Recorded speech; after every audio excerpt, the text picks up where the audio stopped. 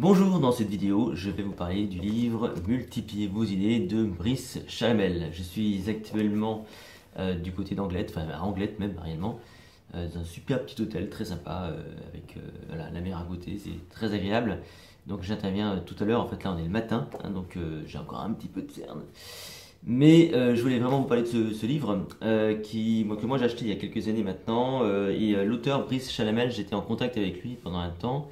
Je devais aller l'interviewer, et puis voilà, le fait est que voilà, le temps qui passe, on n'a pas réussi à se mettre d'accord pour trouver du temps, mais voilà, je ne désespère pas un jour de le rencontrer parce que j'ai trouvé vraiment ce bouquin plutôt novateur dans cette notion de créativité, tout ce qui touche à enfin, toutes les techniques et les stratégies de créativité. Hein, vous savez, il y a plein de choses. Et j'ai trouvé ce bouquin plutôt novateur. Alors, c'est quoi l'idée maîtresse de ce livre? C'est tout simplement ce jeu de cartes. En fait, il y a un jeu de cartes, un jeu de 7 familles, ce qu'il appelle les 7 familles créatives. Et donc, il y a tout un jeu qui va vous permettre de jouer soit tout seul, soit à plusieurs personnes, et comme ça de confronter des idées.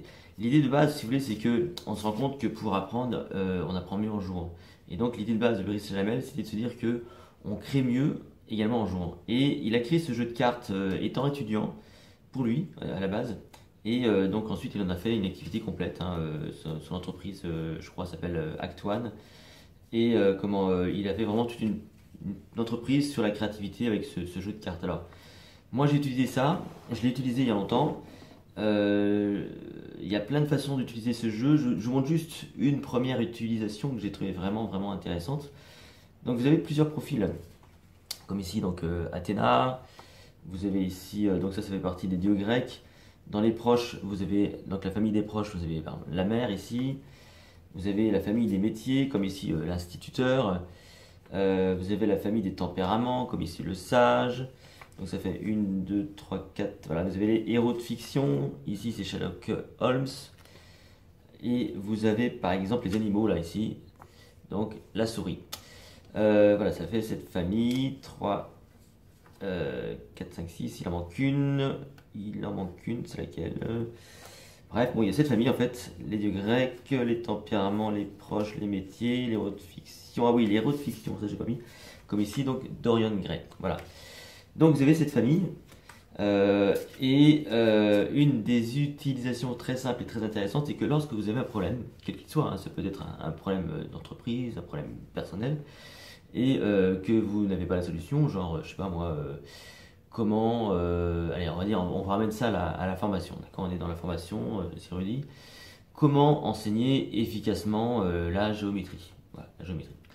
Donc vous avez forcément votre vécu, votre façon de faire, et puis à un moment donné, vous ne savez plus comment faire pour innover dans cette façon d'enseigner la géométrie. Alors là, du coup, vous créez une carte au hasard, et vous prenez par exemple dans les métiers, non c'est pas bon, ça c'est l'instituteur, je vais prendre par exemple dans les métiers, non je vais prendre une carte au hasard, hop, une carte au hasard, ça va être dans les proches, le père.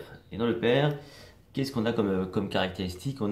C'est lui qui décide, car il a toujours raison. En cas de doute sur ce point, lui demander son avis. Il y a donc il y a une citation. S'il sert parfois de réfléchir à plusieurs, on est toujours seul face aux grandes décisions. La question que se pose le père, c'est qui décide, qui est responsable en cas de succès et en cas d'échec.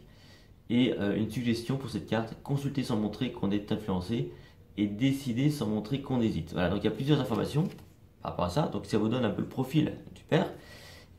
Vous prenez une carte comme ça, vous en prenez une deuxième. Par exemple, les animaux, j'ai la souris. Vous lisez pareil. Et vous en prenez une troisième, donc éventuellement Sherlock Holmes. Vous avez donc ici 3 amis qui deviennent du coup des conseillers. Donc en fait, là pour l'instant, vous n'avez aucune idée. Hein. Vous savez que vous avez juste un problème. C'est de résoudre cette contrainte d'enseigner la géométrie de façon différente. Vous avez donc ces 3 personnages avec donc une définition comme Sherlock Holmes, c'est si son esprit de déduction fait des prodiges, il attend d'avoir achevé son enquête pour livrer ses conclusions. En fait, en lisant ces profils et en lisant donc les citations et les questions qu'elles se posent, on va essayer de se mettre à leur place et de voir comment est-ce que Sherlock Holmes enseignerait la géométrie, comment est-ce qu'une souris enseignerait la géométrie et comment est-ce qu'un père, le père, enseignerait la géométrie. En fait, c'est un travail un petit peu d'introspection, c'est un travail empathique parce qu'on se met à la place d'eux et on essaie de trouver, si vous voulez, un nouveau comportement. Et moi, j'ai trouvé ça super intéressant de travailler comme ça parce que ça vous ouvre des perspectives auxquelles vous n'auriez pas forcément pensé au départ. Voilà. Donc c'est ça c'est vraiment la base, hein. C'est la base du jeu parce qu'il n'y a pas que ça. Mais moi j'ai souvent utilisé comme ça. Ça faisait un petit peu, si vous voulez, office un peu d'oracle, hein, un oracle qui vous donnerait des conseils comme ça quand vous en avez besoin, mais des conseils indirects, hein. En gros, là on est vraiment dans le conseil indirect. Donc ce sont des cartes qui vous donnent des conseils indirects. Alors comment est structuré ce livre? Donc il y a plusieurs parties évidemment. Vous avez donc une première partie sur les problèmes, comment résoudre des problèmes, en fait, ou en tout cas aborder un problème. Donc il y a stimuler l'imagination, approfondir les idées, ouvrir de nouvelles pistes, finaliser les solutions. Puis ensuite vous avez donc une deuxième partie qui s'appelle un projet nommé Désir, où on vous donne une méthodologie qui a été étoffée depuis, je crois, parce qu'il il a réécrit son livre. Mais dans la version que j'ai ici, c'est donc explorer, rêver, améliorer, anticiper et transmettre. Voilà. Donc avec ensuite en épilogue des témoignages d'experts qui sont là aussi très intéressants. Voilà, donc c'est un livre qui est didactique, hein, avec des petites choses à remplir, voilà. Vraiment un bon bouquin. En tout cas, c'est un livre que j'ai trouvé innovant et qui mérite d'être connu et d'être lu. C'est un livre que j'ai pas souvent vu ni voilà ni entendu parler, on va dire à droite ou à gauche, mais franchement, et je crois que pourtant que Brice Chalamel fait un gros travail là-dessus. Mais c'est un livre qui mérite vraiment d'être lu, connu et mis en pratique. Voilà. Je vous souhaite une excellente journée et je vous retrouve très bientôt pour une prochaine lecture.